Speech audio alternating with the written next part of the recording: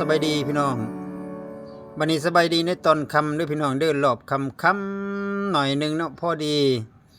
มีแสงไฟสว่าง แต่ศิลามาอีกแล้วพี่น้องเอ้ยมาเลาะในงานพระธาตุอิงหั่งเนาะเป็นงานนมัสการพระธาตุมื้อนี้ถือว่ายังบ่ทันได้แม่นเป็นมื้อ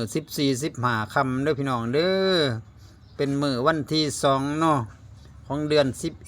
11 ปี2025พี่น้องเป็นงานประจำปีนั่นล่ะปีนี้ตาศิลาจะพาเลาะเบิงกองเขาอันนี้เป็นกองเขาที่ว่าจากเมืองเนาะแต่ละเมืองเด้อพี่น้องเด้อที่ว่าเขาเจ้ากองไว้อ้อมกองเขาใหญ่อันกองเขาใหญ่ทั้งกลางนี่ก็แม่นว่าเป็นกองแบบเฟื่องหรือว่ากองมัดเนาะมัดเขาเป็นเม็ดอะไรพี่น้องเป็นแบบเฟื่องแล้วเฮามากองให้มีสีสันแหน่จังเล็กจังน้อยว่าซั่นมีสีสันแบบใดพี่น้องก็คือเจดีย์เนาะอาจคือพระธาตุแหลมๆขึ้นไป อันนี้เพิ่นว่าเอกลักษณ์เป็นบุญกองเขานำก็แม่นพี่น้องเอ้ยแล้วตาศิลาก็พาเลาะเบิ่งนำอันนี้แหละเลาะไปเบิ่งที่ว่ามีหลายสิ่งหลายอย่างอยู่เนาะมีอยู่ในนี่ก็แม่นมีแนวต่ำแล้วเนาะแนวต่ำไม่ยั้งว่าซั่น โบกหมากบ่ว่าซั่นบ่แม่น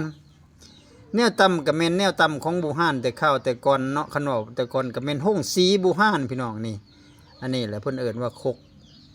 บางคนเอิ้นว่าคกตีนบางคนก็เอิ้นว่าคกม่องเนาะ แต่ศิลาเอิ้นว่าคกม่อง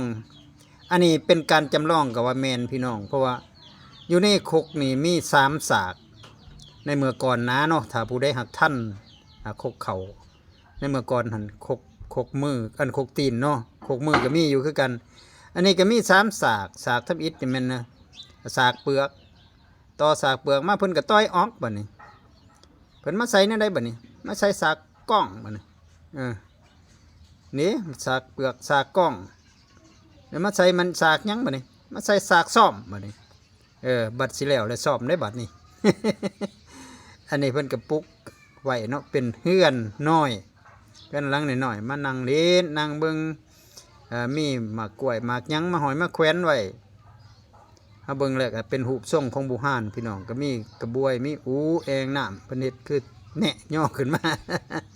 กระบวยหลุดแล้วแต่ศิลาเรามาย่อเบิ่งก็ดีเนาะเอามาว่ากันพี่น้องผ้ามาเลาะเบิงอันนี้เป็นคกที่ว่าประเภทคกมือสำหรับใส่สากมือตำ3สากก็ได้พี่น้องตามเห็นอันอยู่ทั้งส้นเผาลาวเทิงนี่โยตำหด4-5สากผุนเสียงดังบลึมลำย่ามมื้อเช้ามาโอ้ยแต่ศิลาได้ไปได้แถวลาวเทิงเนาะเขาเจ้าตำแถวลาวเทิงเฮาเนี่ยตื่นมื้อเช้ามาแต่ศิลาว่ามาแล่น แม่นก็เจ้าตำเขาเสียงดังบลึบลับโลดโอ้ยเบิ่งแล้วคักพี่น้องเพราะว่าเราก็บ่เคยเห็นเนาะก็ไปยืนเบิ่งเขาเจ้าตำหั่นแหละ3สาก4สากบ่ได้ตำกันได้ฉะนั้นแล้วก็พาย่างเลาะไปเบิ่งนำอันนี้ละสถานที่บนพวกเฮามาเที่ยวมาหยังแล้วก็แม่นมานั่งพักผ่อนอยู่ในพี่แหละพี่น้องอันนี้เป็นบริเวณที่ว่าพากันมานั่งพักนั่งเศร้าก็มีอาหารไว้ให้ดื่มเนาะของดื่มนะอาหารไว้ให้กินสะดอก บอกว่าอาหารไว้ดื่มจังสั่นแล้วเอาไปแล้วก็ลืมหน้าลงหลัง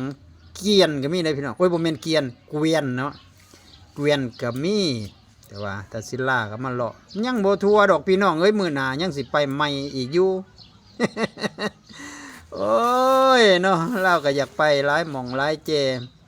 ปีนี้ที่ว่าเฮ็ดยิ่งใหญ่พี่น้องก็ว่าใหญ่เลยนะใหญ่สุดเนี่ยแต่ศิลาแล้วเบิ่ง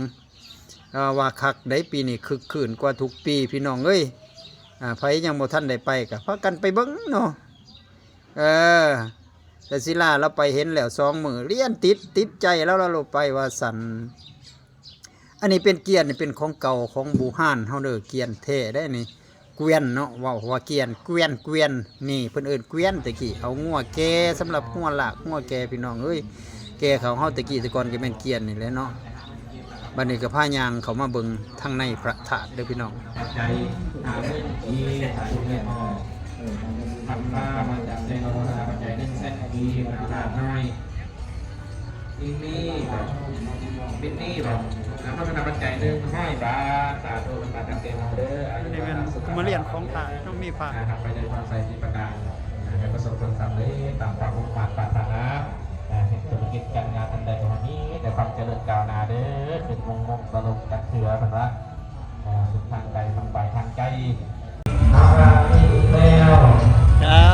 สบายดีพี่น้องสบายดีวันนี้มาฮอดพระธาตุอิงหังเด้อ สิพาเลาะเบิ่งก่อนเลาะเบิ่งอยู่ในบริเวณธาตุเดี๋ยวนี้เนาะพูดแล้วสิพาเลาะไปเบิ่งพี่น้องสิมีคือใดๆแน่เนาะพาเบิ่งไฟแสงสี โอ้เป็นใดๆก็ตามเด้อพี่น้องเด้อมื้อนี้สิพาเลาะจนจับจุจับใจพุ่นเลยเนาะพาเลาะเบิ่งทั้งในบริเวณของพระธาตุจะพาเลาะไปแต่ละหม่องแต่ละเจแต่ละบ่อนพี่น้องเพราะว่าคนก็ยังบ่ทันได้หลายเนาะมื้อนี้หันยังบ่แม่นมื้อคนหลายพี่น้อง โอ้ยคันมื้อคนหลายแม่นมื้อใดว่าซั่นเนาะมื้อคนหลายกับพุ่นแลแม่นมื้อออกใหม่14ค่ำ15ค่ำพี่น้องวันที่4ที่5พุ่นเด้อไผยังบ่ทันได้มาแล้วกาเกียมได้พี่น้องเอ้ยวันที่4ที่5แล้วเกียมมาโลดเนาะนี่เราก็พาเลาะเบิ่งการประดับประดาทั้งดอกไฟพี่น้องเอ้ยใส่แสงสว่างโอ้ยก็เป็นการสวยการงามเนาะเบิ่งแล้วบรรยากาศยามกลางคืนกับป้าโธ่โอ้ยคึกคืนพี่น้องเสียตั้งแต่ว่าเราไปผู้เดียวเราไปคนเดียวพี่น้องเอ้ยบ่มีหมู่ เอาหมู่หนาไปเรื่อยๆแต่ศิลานั่นจักสิเป็นจังไดล่ะเอาเนี่ยใดก็ตามผ้าเบิ่งเนาะผ้าส้มภาพสวยๆงามๆพี่น้องเราไปหาจัดสรรมาให้เบิ่งเด้อผู้อยู่ไกลอยู่ต่างประเทศอยู่เมืองไทยเมืองลางก็ดีพี่น้องเอ้ยเพื่ออยากให้หูให้เห็นนำกันเฉพาะงานพระธาตุอิงหังนี่ว่ามีหยังแหน่แต่ศิลาว่าซั่นนะ ไว้ก็มีหลายหม่องหลายเจนเลยเนาะอันนี้ก็คือกันกับบอลที่ว่าเพิ่นถวายเงินถวายปัจจัยกับว่าแม่นเนาะมาบูชาฝ่ายผูกแขนมาปอนบาทสวรรค์อยู่ในนี้หั่นนะมีการที่ว่าบริจาคเพื่อจะได้สุขอยู่บูรณะปฏิสังขรณ์อยู่ในนี่ละในพระธาตุอิงหังเฮาในวัดวาศาสนาของพวกเฮานี่แหละเนาะพี่น้องวัดวาศาสนาคันว่าพวกเฮาบ่เฮ็ดพวกเฮาบ่ทำพวกเฮาบ่สร้างพวกเฮาบ่ปฏิบัติพวกเฮาลดละไปแล้วก็ถือว่าบ่มีไผถือกับบ่เป็นหิเป็นข้องพี่น้องฉะนั้นพวกเฮาจึงว่าบูรณะปฏิสังขรณ์ไว้เนาะพี่น้องเนาะเพื่อจะให้ชาวชนรุ่นหลังได้เป็นสิ่งอนุรักษ์เป็นสิ่งสืบทอดกันไปเป็นวัตถุโบราณอันดีอันงามพี่น้อง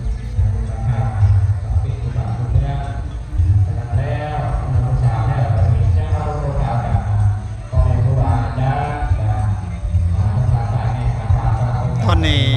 งามเนาะมีไฟมีแสงสว่างพี่น้องท้ายสุดนี้ขออวยชัยพรทุกท่านเนาะที่มาเบิ่งมาชมอยู่ในวิดีโอของข้าพเจ้านี้ก็ขอให้อยู่เย็นเป็นสุขมีแต่ความสุขความเจริญสุขกายสบายใจเด้ออย่าลืมติดตามช่องยูทูบเบอร์ของน้องก้อยกัญญารัตน์ในเด้อพี่น้องเด้อ แต่ศิลาเราสั่งส่องใหม่ได้เฮ็ดมาตั้งแต่โดนนะแต่ว่าสิเขาส่องล่องเบิ่งบัดนี้เนาะวันนี้เราก็สิพายางออกพุ่นแหละแวมไปได้สิได้กาบ้านกับซองก่อนพี่น้องเทื่อหน้ามารอบใหม่อีกเราสิมาใหม่อีกบัดนี้สิมาเบิ่งพามาเบิ่งอีกพามาเลาะบัดนี้สิเลาะข้างนอกพุ่นล่ะพี่น้องเลาะเบิ่ง